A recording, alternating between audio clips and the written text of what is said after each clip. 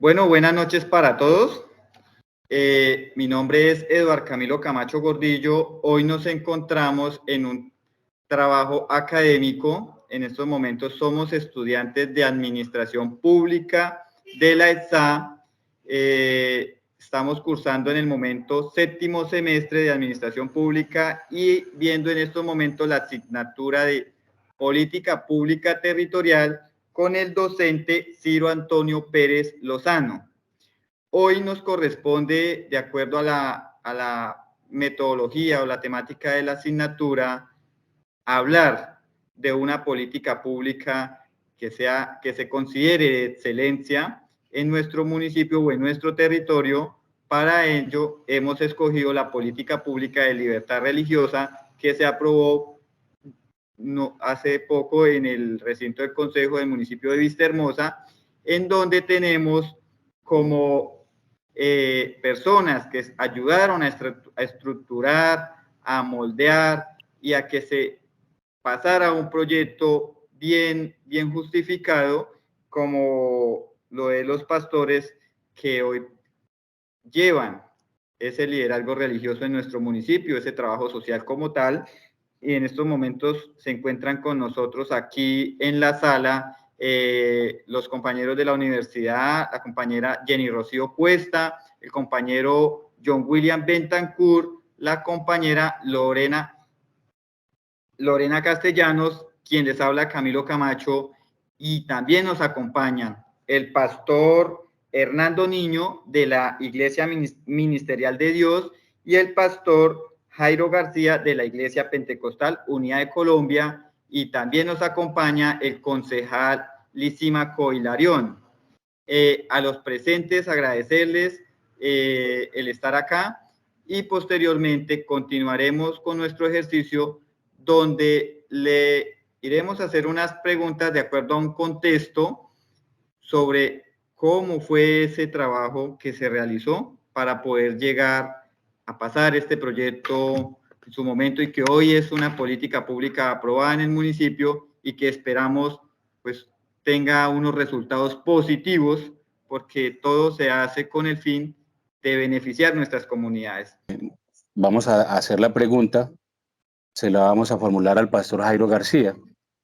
Es decir, la Constitución Política de Colombia, sobre todo la del 91, establece unas garantías muy serias frente a lo que respecta a la libertad religiosa y de culto. Se reconoce y se protege la libertad religiosa como un derecho fundamental. Cuando hablamos de derechos fundamentales, obviamente hablamos del bloque de constitucionalidad. Y consiste esto, digamos, en la separación, y esto es importante tratar de verlo hoy aquí, entre la Iglesia y el Estado, que ha sido una discusión eterna, y recordando pues que el artículo 18 establece que se va a garantizar o que se garantizará la libertad de conciencia y la libertad de culto, y que nadie será molestado por esa razón, por sus convicciones o por sus creencias, ni compelido a rebelarlas ni obligado a actuar contra su conciencia. Esto incluye obviamente la libertad religiosa y de culto. De hecho, se entrelazan, aunque no todo el mundo sepa si una es inherente a la otra, si las dos son diferentes o si hay que separarlas. La pregunta en concreto sería, de acuerdo a este contexto y a la política pública descrita, ¿se considera que se puede practicar, sobre todo en Vistahermosa, que es un municipio, por ser pues, afectado en el marco del trasegar de la guerra, que se puede practicar la libertad religiosa y de culto, o por el contrario, se sienten que no están dadas las garantías y en qué medida? Gracias, Pastor Jairo. Gracias a usted. Es muy interesante la pregunta, y lo que decía el pastor Hernando del contexto también me parece muy importante, porque la Constitución del 90 apenas aparece a hacer justicia y a intentar generar equidad en este tema religioso. Estamos mucho antes de la Constitución del 91 que nos permitía tener esa igualdad. Recordemos que Colombia tenía una religión estatal, que es un tema complejo y peligroso además. Los estados y y la religión definitivamente tiene que ser dos poderes separados, eso lo creemos nosotros siempre, independientes, y aparece la Constitución del 91 a hacernos justicia de alguna manera y a decir todas las iglesias y confesiones religiosas son igualmente, bueno, tienen los derechos y libertades ante la ley de la misma manera. Realmente ya veníamos haciendo un trabajo con muchos años, pero muchos años antes, del Evangelio en Colombia. Es una historia que se remonta, en el caso nuestro de la Organización Pentecostal Unida de Colombia, hace 87 años que llegamos al país a generar esta evangelización. Otros organizaciones religiosas tendrán más tiempo, otras menos, pero la Constitución del 91 aparece para darnos esa justicia. En Vistahermosa especialmente, se viene realizando el trabajo durante décadas. La organización nuestra ahí en la iglesia ahí en Vistahermosa estará cumpliendo unos 50 años, imagínense ustedes. Así que se ha hecho el trabajo. Nunca, pero nunca, ni en ese tiempo ni ahora, las condiciones de libertad para el evangelio han sido plenas. Siempre ha habido persecución. Nosotros en la congregación en Vistahermosa, yo llegué a tener un censo de un 90% de víctimas de la violencia, por ejemplo, obviamente por generalidades de la región y por temas muy propias de la violencia en la región. Pero en el tema religioso sí fuimos perseguidos, templos cerrados. El templo de Vistahermosa fue cerrado, saqueado, se llevaron las sillas para hacer reuniones comunales. De alguna manera fue complejo en Vistahermosa, al punto de encerrar a las familias que teníamos cierto credo, a orar en silencio porque nos amenazaban con bombas si orábamos fuerte. Entonces, hablar de una libertad completa creo que sería difícil. Y me encantaría hacerlo en el 2023, en este siglo moderno, en este siglo XXI, pero tristemente aún no se dan las condiciones. Hemos hecho todo para que el tema de la restitución de esos derechos y aplaudimos el tema de la política pública porque de alguna manera visibiliza todo el trabajo social que hemos venido haciendo durante décadas en Colombia. Entonces yo creería, mi profesor, que sí se puede hacer el trabajo con las complejidades normales de una región que se ha expresado en violencia durante muchos tiempos, pero en medio de ese fragor el trabajo se viene haciendo. Y este tema de la política pública sí nos pone a visibilizar ese trabajo y nos da ciertas garantías, ¿no? Bueno, esperando que las herramientas del Estado pues entiendan esa importancia que generan las iglesias en estas regiones y sigan implementándose, porque esas políticas públicas, si las mesas religiosas no tienen el apoyo estatal, el apoyo del Consejo Municipal, el apoyo del alcalde de turno, pues se quedará en un papelito muy bonito allá, en un documento muy bien diseñado, pero sin implementarlo.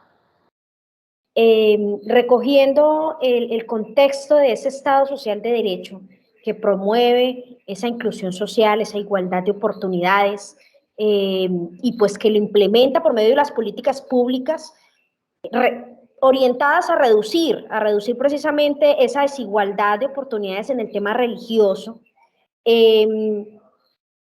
Queremos escuchar si se considera que la libertad del culto en ese ámbito y en este municipio que estamos centrados en este momento, que ha sido pues obviamente golpeado y ha tenido unas condiciones bien difíciles, pero se considera que esa política pública que está orientada al creyente y a esta población ha sido efectiva o definitivamente ese flagelo que los ha rodeado no ha permitido que esa política pública realmente se ejerza o se ejecute. Entonces, yo creo que el tema de la política pública sí nos garantiza unos derechos que ya los teníamos, pero que no eran reconocidos, ¿no? Cuando hablas del Estado Social de Derecho, yo siempre he entendido y me gusta hacer la separación entre patria y Estado, porque comprendo muy bien que el Estado es una herramienta de coerción, bueno, que está ahí para guiarnos. Se supone que deben proteger nuestros derechos y se supone que deben garantizarnos las libertades.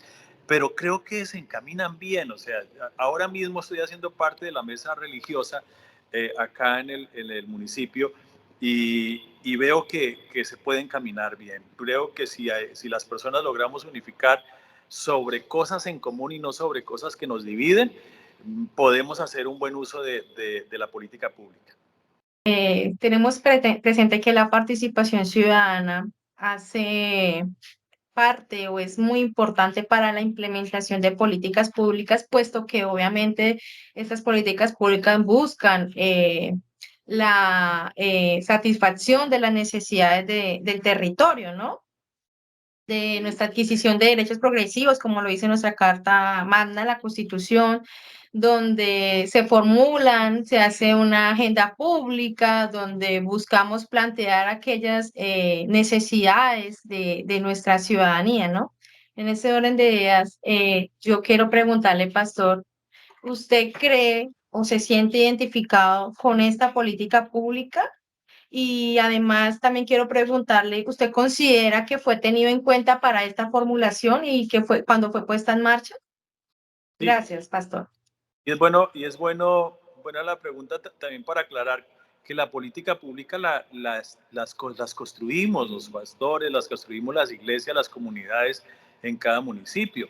Entonces, eso depende de cuánta unión o de cuánto liderazgo haya para crear la política pública de cada municipio. Pero es un instrumento que puede ser muy útil si logramos enfocarlo en el sentido de las necesidades que tenemos y de esas libertades, porque si recuerdo bien en Vistahermosa, algo que siempre quisimos dejar en la construcción y que pedíamos a gritos en la construcción de la política pública, era esas libertades para ingresar, por ejemplo, a planteles educativos, que se nos cerraban las puertas, pero al sacerdote de la Iglesia Católica no. Entonces eso nos parecía que era que no había equidad, ¿no? Había una inequidad al respecto. Entonces decíamos, en esa política pública, en Vistahermosa Meta, necesitamos pues que haya una igualdad, si se abre a uno, que se abra a todos y que los jovencitos de los colegios que tienen un credo diferente se les respete y vayan a su reunión de su preferencia, porque tampoco se trataba o se trata de que el pastor llegue y quiera convertir a todo el mundo del colegio, sino que allá hay unas personas que también creen de manera como nosotros y necesitaban ser asistidos, pero no se nos permitía. Entonces, en la política pública lo ingresamos y ya por eso les decía anteriormente, si los gobernantes de turno, si las personas que representan al Estado se empoderan de esta política, para nosotros sí es muy importante.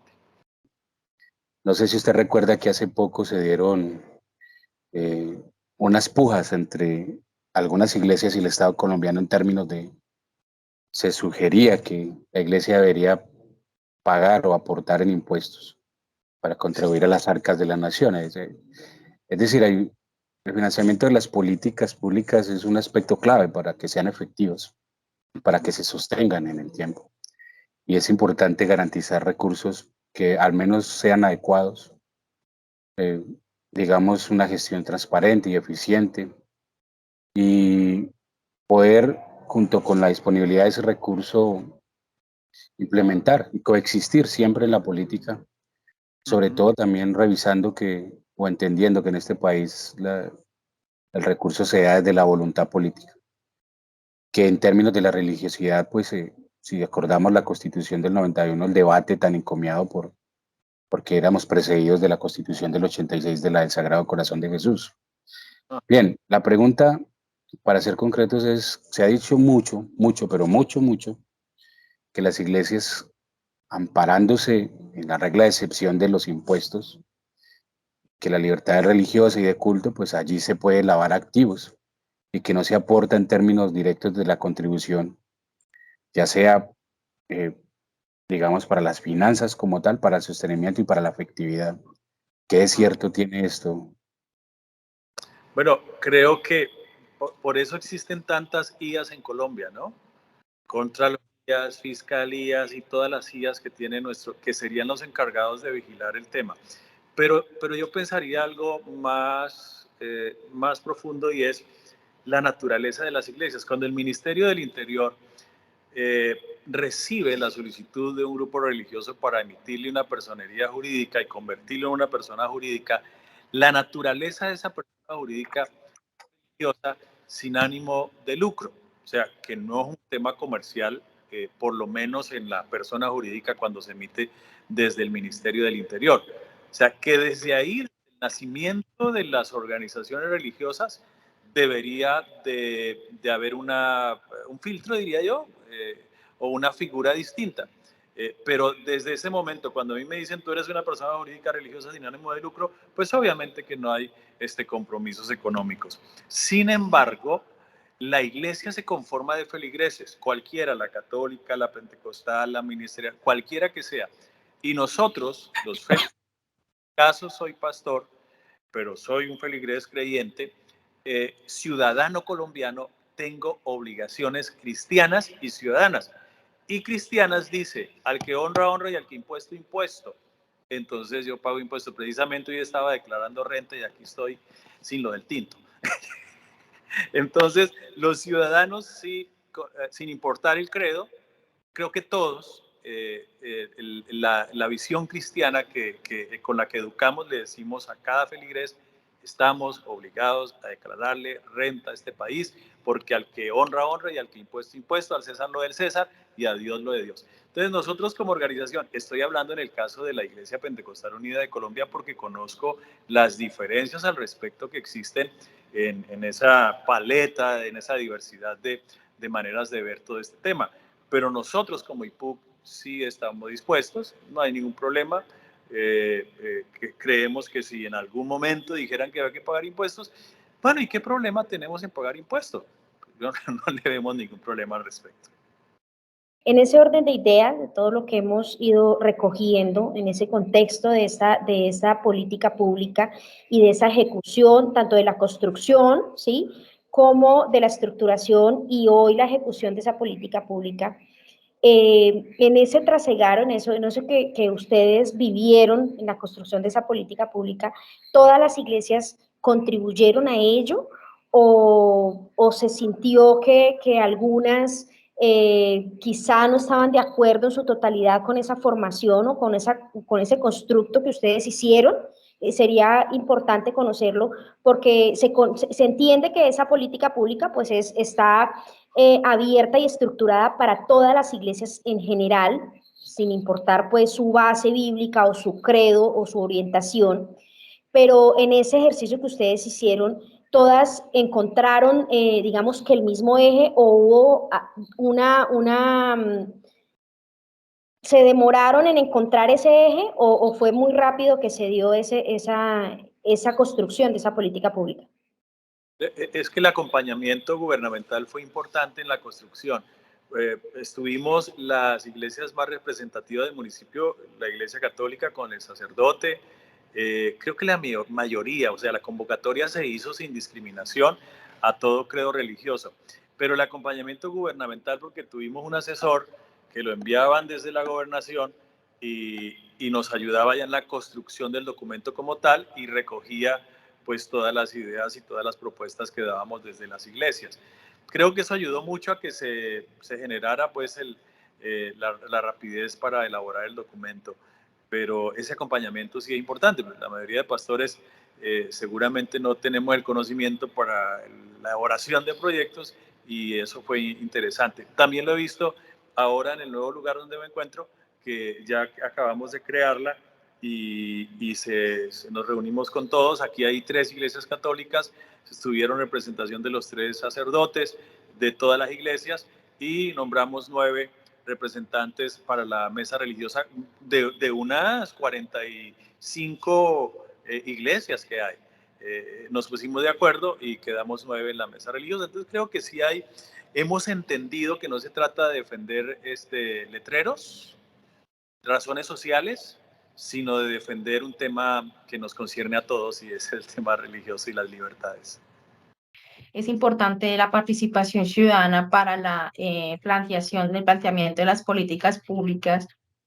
Una vez que ya se se agendó, que ya está esta PP, esta política pública. ¿Cómo han reaccionado, o no sé cómo sea en el municipio de Vistahermosa, teniendo en cuenta de su magnitud y demás? ¿Cómo han reaccionado estas personas que tienen de pronto el ateísmo o el agnosticismo? ¿Cómo ha sido su postura frente a esta política pública, Pastor?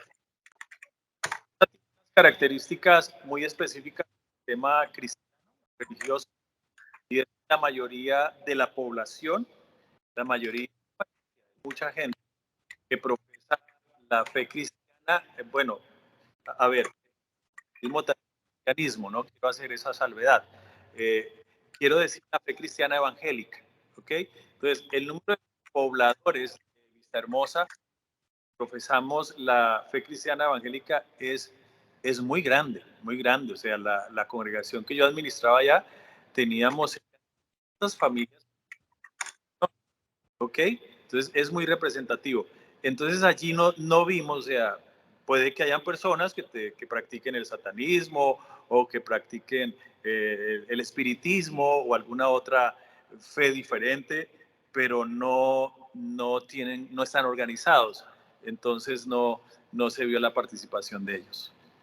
Ah, ok, sí, esa es mi inquietud porque obviamente como lo dice nuestra carta, nuestra constitución, esa libertad religiosa y ese respeto, pues también, pues teniendo en cuenta el municipio, ¿no? También de cierta cantidad de personas, pues es por el territorio, ¿no? Porque pues en ciudades más grandes obviamente se manifiesta más las posturas y las oposiciones. Gracias, Pastor, esa era mi intervención. Déjame agregar algo, Lorena, porque es que el tema, sí, esa política pública incluye incluso, si usted dice que le hace culto al diablo, usted puede ingresar y beneficiarse de la política pública. Pero nosotros tenemos claro que nuestros derechos terminan donde comienzan los de los demás, que eso es una premisa importante de los derechos humanos.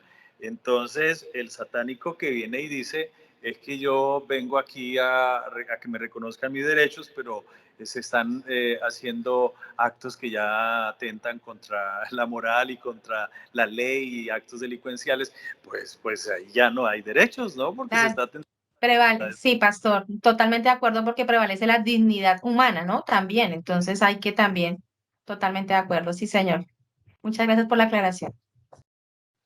La Sí, última señor. sería la intervención del pastor en términos de poder, pues su reflexión y darnos un análisis sobre la diferencia o si realmente no existe, si es directamente o inversamente proporcional entre la libertad de culto y la libertad religiosa. Y digamos la experiencia en un municipio como Vistahermosa, que ha sido pues un municipio inmerso en un conflicto de más de 50 años. Sí, profesor, para nosotros es un sinónimo, ¿no? Libertad de culto y libertad religiosa, pero pienso que lo uno es la teoría y lo otro es la puesta en práctica, el trabajo ya como tal de lo que hacemos en cada región. La reflexión que yo podría hacer al respecto de este ejercicio en específico, pues es positiva porque creo que siempre visibilizar a esas minorías que yo las llamo ya entre comillas, ¿no? Porque ya dejamos de ser minorías según las estadísticas del DANE y las estadísticas que se presentan en estos tiempos electorales, entonces ya somos grandes, entonces ya hablan de 11 millones, 12 millones en Colombia y nos volvemos muy importantes cuando hay elecciones. pero, pero sí es importante este tema en sí, lo que es la política pública ya sacada por fuera de la politiquería, porque nosotros sí somos muy respetuosos, incluso nuestra organización como tal es apolítica, no tenemos candidatos, sí votamos todos, pero cada ciudadano lo hace como ciudadano colombiano, de acuerdo a su apreciación o preferencia política, pero como organización no tenemos. Y contrario, porque estaba mi amigo el pastor Hernando, que son de la iglesia ministerial, que contrario a ellos sí tienen un partido político que es el partido Mira, es respetable, pero nosotros no compartimos esa misma idea. Ahora, si un feligrés nuestro aspira a un puesto político, a una curul, también se respeta porque es su derecho como ciudadano para que aspire a esos, o sea, no tenemos, no satanizamos ese tema, pero tampoco hacemos proselitismos en nuestros púlpitos, en nuestras iglesias, al respecto. Creemos que tienen que estar separados, ¿no? Que era lo que tú hacías mención, profesor, al respecto de ese problema que tuvimos con la Iglesia y el Estado y la entrega de Colombia al Sagrado Corazón de Jesús, que eso no trajo equidad al país en ningún momento. Pero sí creemos en la separación de Estado e Iglesia. Jenny, muchas gracias. Johnny, Lorena y Edward. Y bueno, recordarles que todos los que estamos aquí nos une algo y es que somos seres espirituales. Hay algo por allá que nos genera ese vacío existencial. Entonces, en algún momento sería bien interesante seguir ahondando en esta charla. Que Dios los bendiga. Muchas gracias. Muchas gracias a usted. Hasta luego, pastor. Muchas gracias. Hasta luego, compañeros. Dios les bendiga. Compañeros y docentes, en la entrevista que se hizo con el pastor Jairo, podemos evidenciar de que la política pública de la libertad religiosa nos permite manifestar que es de excelencia o apunta a la excelencia, teniendo en cuenta lo siguiente: hay diversidad y pluralismo religioso, hay garantías para todas las personas que tengan la libertad de practicar su religión o creencias sin temor a discriminación o persecución.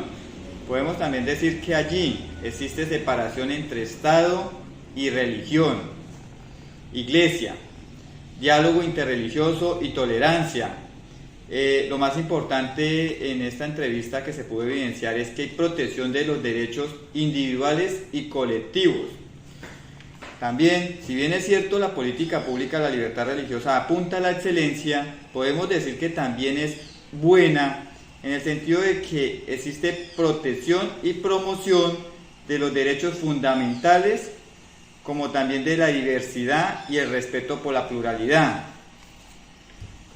La política pública de la libertad religiosa se da en el marco de que, si bien es cierto, existe en la Constitución política algunos derechos fundamentales, existen las leyes que amparan algunos derechos, podemos evidenciar que los gobiernos de turno se dedican a otros temas y la parte social, la parte primordial que es el ser humano, queda a un lado. El vincular las iglesias a este proceso garantiza indiscutiblemente que se empiece a trabajar en lo social, en los derechos fundamentales de la sociedad. Entonces podemos decir que, si bien es cierto la política pública religiosa en algún momento se pensaba de que no se debería de dar porque todos tenemos ya unos derechos que se deben de garantizar por medio de la Constitución, existen entidades o organizaciones que pueden hacer más favorable el cumplimiento de los mismos. Profesor y compañeros, muchísimas gracias por habernos permitido expresarles nuestro punto de vista de la política pública de la libertad religiosa del municipio de Vistahermosa. Mi Dios me le bendiga. Feliz día.